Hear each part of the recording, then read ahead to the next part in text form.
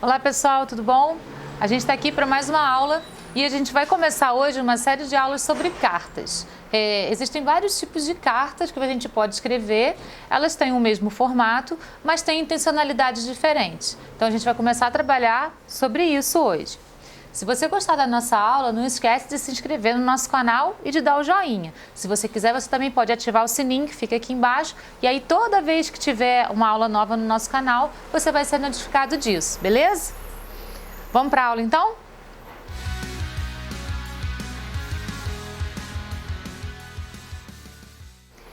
Hoje a gente vai falar sobre carta pessoal. Carta pessoal é aquela carta que você escreve para uma pessoa com quem você tem intimidade, né? Então ela pode ser uma carta para sua mãe, uma carta para o seu irmão, uma carta para o seu namorado, namorada, uma carta que você vai escrever para quem você tem realmente aquela relação íntima. Então ela não tem assim regras muito fixas com relação à linguagem. Ela tem regras fixas com relação à forma. É sempre muito importante a gente atentar para isso, né? Quando, por exemplo, cai uma carta no vestibular, é muito importante você saber o tipo de carta que você precisa escrever para atentar para essas questões. Que tipo de linguagem eu tenho que usar? Então, se ela é uma carta pessoal, eu posso usar uma linguagem um pouco mais íntima com o interlocutor, né? Qual que é a forma da carta? De que maneira eu vou escrever essa carta? E isso também é uma coisa que vai ser igual em todas elas. A formatação da carta vai ser muito parecida, vai ser praticamente igual em todas as cartas. Então, vamos lá.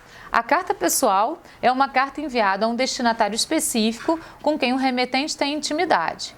Então, assim, o destinatário é para quem você vai enviar a carta. E você, no caso que está escrevendo a carta, é o remetente, certo? Ela é enviada a um familiar íntimo, ou um amigo, ou um namorado, né? Uma carta de amor. É importante a gente lembrar que, para a estrutura da carta, a gente precisa trabalhar com vocativos, né? E os vocativos também vão ser de acordo com o nível de intimidade que você tem com o interlocutor. No caso da carta familiar, ou carta pessoal, você pode demonstrar um nível de intimidade maior.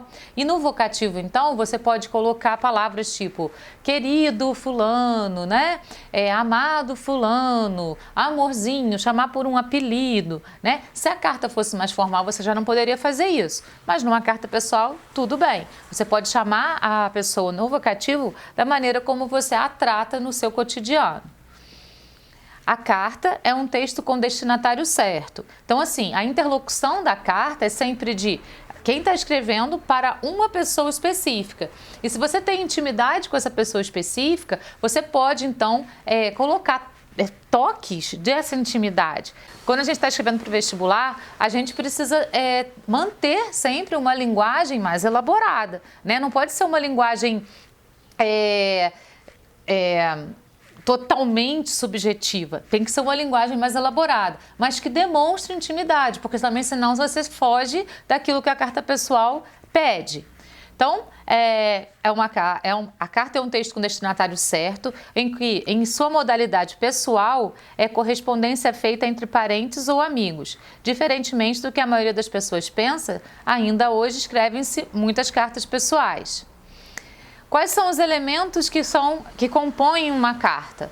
Primeira coisa que você vai colocar na folha é o local e data. E aí a gente vai ver no exemplo daqui a pouco, né, como que você vai fazer isso. O local é a cidade que você está. Você vai escrever o nome da cidade, vírgula, e vai colocar a data. A data você vai colocar o número do dia, o mês por extenso e o número do ano. Ponto final. É importante colocar o ponto final porque você está mostrando que está terminando essa frase, tá?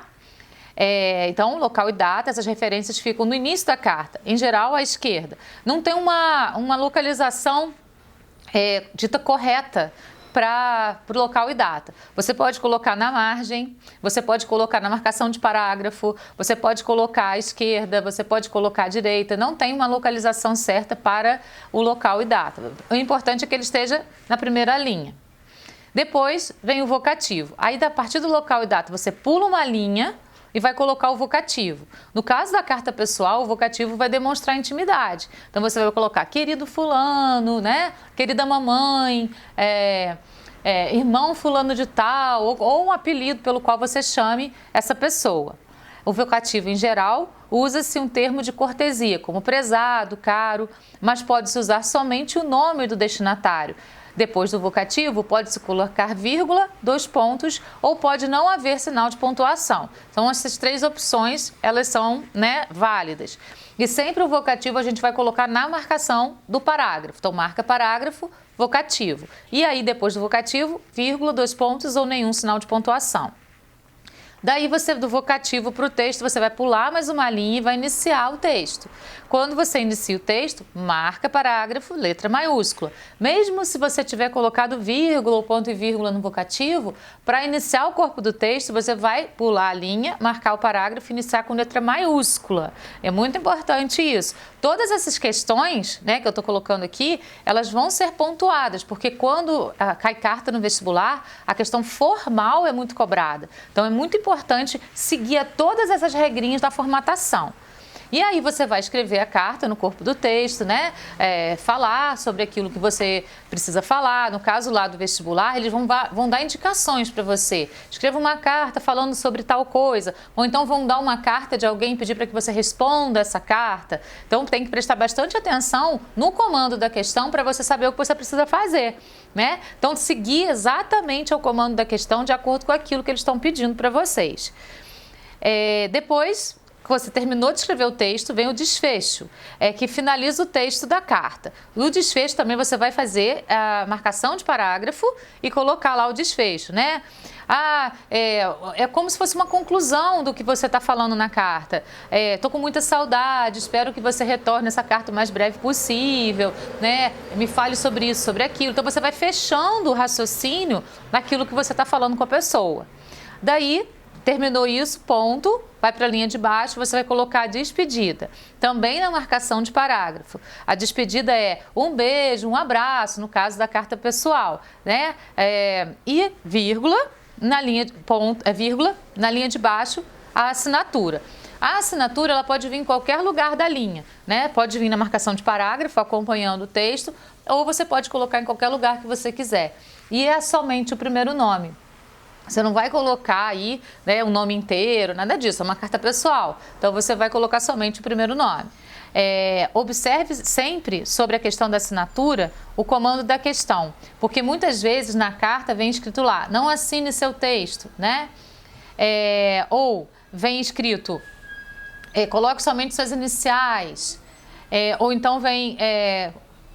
assine com um pseudônimo, aí você vai ter que inventar um nome para você mesmo. Então, isso tudo é muito importante a gente prestar atenção nos comandos da questão. Nos comandos da questão vão estar lá todas as dicas que a gente precisa para poder fazer a carta de acordo com o que o vestibular pede.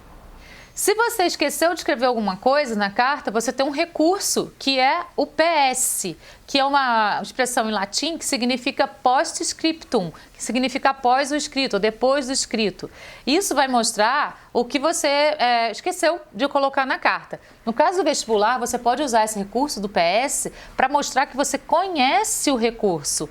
O PS ele vai vir no final da carta, sem marcar parágrafo, você vai pula uma linha, depois da assinatura, põe o P maiúsculo, ponto, S maiúsculo, ponto, e coloca lá o que você supostamente tinha esquecido de colocar no corpo da carta como um todo. Vamos ver um exemplo para isso ficar mais interessante para vocês. Então, aqui a gente tem o exemplo de uma carta, olha lá, local e data, Porto Alegre, 28 de dezembro de 2002, ponto, pula uma linha, o vocativo, amado filho Raul. Repare que ela não colocou aí sinal de pontuação depois do Raul, como a gente viu, isso é possível. Quer colocar uma vírgula? Também pode, isso é bem livre para você escolher. Pula uma linha, ela começa a carta falando para o Raul sobre várias coisas que ela gostaria de falar. O último parágrafo ali, cuide-se bem, proteja-se do frio. Esse é o desfecho, quando ela vai mostrando que vai terminar a carta. Ponto, na linha de baixo, lá, 1000 beijos, essa é a despedida, vírgula, na linha de baixo, assinatura. Aqui, por exemplo, como ela é mãe, ela poderia ter colocado mamãe, Ela colocou Sônia, não é uma coisa muito, muito comum.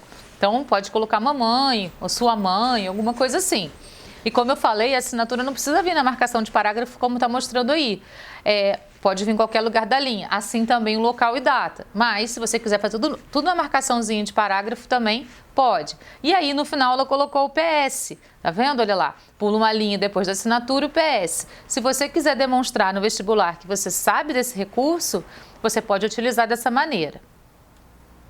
Então, pessoal, sobre carta pessoal era isso, né?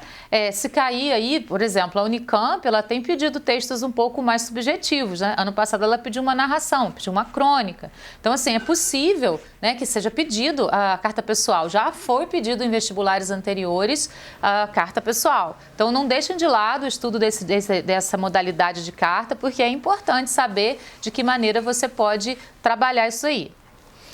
Se você gostou da nossa aula, acesse o nosso canal, tem várias aulas sobre vários gêneros textuais e também sobre interpretação de textos e dicas de língua portuguesa.